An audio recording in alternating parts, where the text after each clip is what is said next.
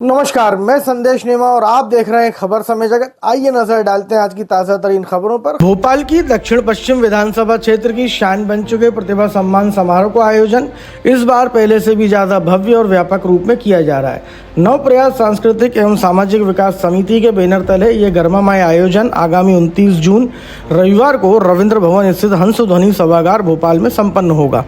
कार्यक्रम के संयोजक और क्षेत्रीय विधायक भगवान दास सबनानी ने बताया कि इस सम्मान समारोह का उद्देश्य उन छात्रों, युवाओं, नागरिकों को प्रोत्साहन देना है जिन्होंने शिक्षा, खेल, कला, साहित्य, प्रशासन और चिकित्सा जैसे क्षेत्रों में उल्लेखनीय उपलब्धियां हासिल कर दक्षिण पश्चिम विधानसभा क्षेत्र का नाम रोशन किया।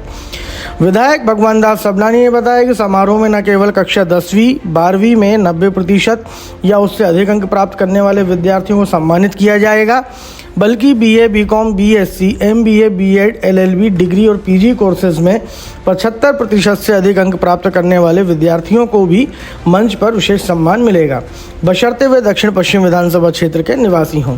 इस समारोह की खास बात यह है कि प्रोफेशनल एवं प्रतियोगी परीक्षाओं में अंक प्रतिशत की कोई बाध्यता नहीं रखी गई है, जिससे असल टैलेंट को आगे लाने का संकल्प नजर आता है। योग्य प्रतिभागी 16 जून तक विधायक कार्यालय में अपने दस्तावेज कार्यालयीन समय में जमा कर सकते हैं। आप सब मित्रों को यूँ तो हम रोज मिलते हैं, लेकिन वो विषय राजनीतिक होता है। आज दक्षिण पश्चिम विधानसभा क्षेत्र के एक सामाजिक, सरोकार और रचनात्मक कार्य को लेकर के आज आप सबको आमंत्रित किया है। आप सबका स्वागत है। दक्षिण पश्चिम विधानसभा क्षेत्र कई मायने में अत्यंत महत्वपूर्ण विधानसभा क्षेत्र है। चुनाव के दौरान मुझे जब अपने पत्रकार साथी कहते थे हॉट सीट है, तो मैं कहता था हॉट सीट कैसे, यहाँ कोई बहुत बड़े, कोई दिग्गज राष्ट्रीय स्तर के लड़ नहीं रहे। एक बड़े नेता के सामने पार्टी का आदेश हुआ, मुझे चुनाव लड़ना है, मैं आ गया। फिर आ गया कि चुनाव चलते चलते मुझे ध्यान में आया कि इसको हॉट सीट इसलिए कहा जाता है कि राजभवन इसी विधानसभा में है, मुख्यमंत्री निवास इसी विधानसभा में है, वल्लभ भवन विधानसभा सतपुड़ा विंध्याचल से लेकर के 4 इमली, 74 बंगला, 45 बंगला, सब जहां सरकार और सरकार के कामों के क्रियान्वयन करने वाले वो सारा अधिकारी तंत्र यहाँ रहता है। इस मायनों में इस सीट का अपना महत्व है।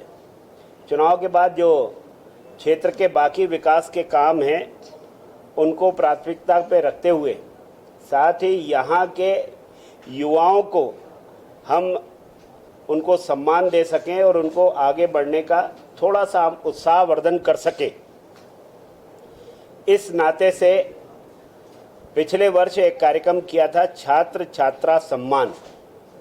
उसमें 10वीं और 12वीं क्लास में जो इस विधानसभा क्षेत्र के रहवासी हो, स्कूल कहीं भी हो सकता है, ऐसे स्टूडेंट्स का हमने सम्मान किया था जिनका 90% या इसके ऊपर उनके नंबर आए थे, और वो संख्या 260 से ऊपर हो गई थी। ये पहला कार्यक्रम इस क्षेत्र में था और उसकी विशेषता ये थी कि इन स्टूडेंट्स को संबोधित करने के लिए जिन वक्ताओं को हमने बुलाया था वो राजनीतिक न होकर के कैरियर काउंसलिंग से उनका संबंध था कि बच्चा 10वीं में पास होने के बाद कौन से सब्जेक्ट लेना है, कहाँ जाना है। तो उसका जो दोस्त सब्जेक्ट लेता है फिर उसको भी लगता है मैं भी वही सब्जेक्ट ले लूँ। कोई बच्ची किसी सब्जेक्ट में जाती है तो उसकी सहेली भी उसी सब्जेक्ट को लेने का आग्रह करते हैं। और मेरे पास भी बहुत सारे लोग आते हैं पहले से भी कि हमारा उसमें एडमिशन नहीं हो रहा, हमारे फ्रेंड हो गया एडमिशन, मेरे दोस्त का हो गया, हमारे दोस्तों का हो गया। तो खुद के विवेक के बगैर इस तरह से कई बच्चों को के लिए पता नहीं होता कि उनके जीवन में कौन सा सब्जेक्ट उनको उनके प्रकृति के अनुकूल, जो उनकी प्रवृत्ति है उसके अनुकूल कौन सा हो सकता है। तो हमने कैरियर काउंसलर जो थे, ऐसे 3 योग्य कैरियर काउंसलर पिछले साल हमने बुलाए थे। उन तीनों का प्रतिसाद ये मिला कि उन कैरियर काउंसलर ने भी माना कि एक अच्छी पहल इस नाते से कि 10th और 12th के बाद बच्चे को किस दिशा में जाना चाहिए। तो उनमें से ही एक जिनकी कोचिंग भोपाल में चलती है, उन्होंने कहा कि मैं कोचिंग में जितना हम इनसे जो उनका शुल्क लेते हैं आपके इस कार्यक्रम के बाद, उस कार्यक्रम के बाद उनका जो भी आएंगे हम उनका 50% कर देंगे। और आपको लगता है कि ये कोचिंग की फीस देने की स्थिति में नहीं है तो हम उसका निःशुल्क भी कर देंगे। अर्थात उनको अगर ये प्रेरणा मिली है कि हमको किस दिशा में जाना है, तो ऐसे 3 योग्य काउंसलर हमने पिछले साल बुलाए थे और उसकी बड़ी अच्छी प्रतिक्रिया इस पूरे क्षेत्र में हुई। इस बार हमने इससे आगे बढ़ करके एक तरफ तो हमने जो बच्चे 10th और 12th में, चूँकि एक कदम आगे बढ़ गया तो पीछे नहीं आना, तो 90% या अबव बोर्ड में या CBSE में जिसमें भी आए हों ऐसे बच्चों का हम सम्मान करेंगे।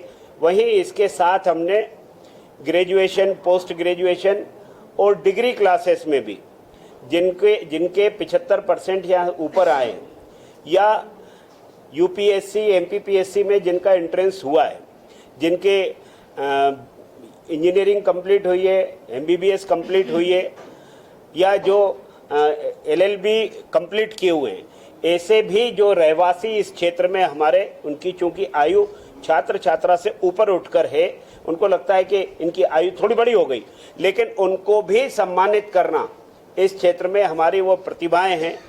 इसके अतिरिक्त जो कला के क्षेत्र में, साहित्य के क्षेत्र में और खेल के क्षेत्र में जिन्होंने उपलब्धि हासिल की है, राज्य में किसी पोजीशन पर वो आए हैं, चाहे वो गोल्ड मेडलिस्ट हों, सिल्वर मेडलिस्ट हों, ब्रॉन्ज मेडलिस्ट हों या नेशनल में उन्होंने मध्य प्रदेश का प्रतिनिधित्व किया हो, ऐसे खिलाड़ियों का भी और ऐसे प्रतिभाशाली हमारे जो लोग हैं उनका सम्मान करने का कार्यक्रम इस वर्ष 29 जून 2025 रविवार के दिन हंस ध्वनि रविंद्र भवन के बड़े वाले सभागार में शाम को 4 बजे से आयोजित किया जा रहा है।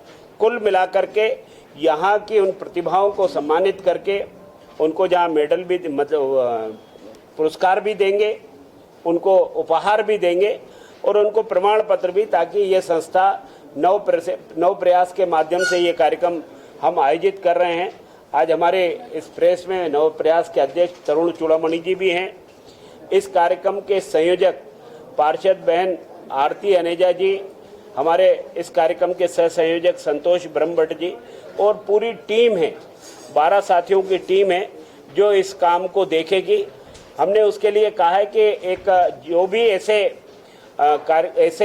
जो प्रतिभाशाली व्यक्तित्व हैं वो अपनी प्रविष्टि 20 जून तक वो 45 बंगले में मेरे निवास पर, चूंकि कार्यालय पूरा समय सक्रिय रहता है, तो वहां आके जमा कर सकते हैं। 2 मोबाइल नंबर भी हम जारी कर रहे हैं ताकि इन 2 मोबाइल नंबर पर भी लोग संपर्क करके वो उनसे बातचीत करके अपनी क्वेरी कर सकते हैं। लेकिन उसके लिए हमने ये कहा है कि जो इस साल का 24-25, अब किसी ने गए साल के हमारे कार्यक्रम के बाद बड़ी क्लासेस के यानी ग्रेजुएशन, पोस्ट ग्रेजुएशन के बाद में रिजल्ट आए, जिनके पिछली बार के 23 जून के कार्यक्रम के पश्चात जो परिणाम आए उनको भी हम समाहित करेंगे। अभी भी जो 29 जून तक जिनके परिणाम आ जाएंगे उनको समाहित करेंगे। इसके बाद के जो आएंगे 1 जुलाई के बाद उनको अगले वर्ष का कार्यक्रम होगा तो फिर उसमें सम्मिलित करेंगे। ऐसा कुल मिलाकर के यहाँ खेल, सांस्कृतिक गतिविधियाँ, साहित्यिक गतिविधियाँ इस क्षेत्र में और बेहतर हों, इस नाते से यह प्रयास हमने किया है। आप सभी का सहयोग इसमें अपेक्षित है।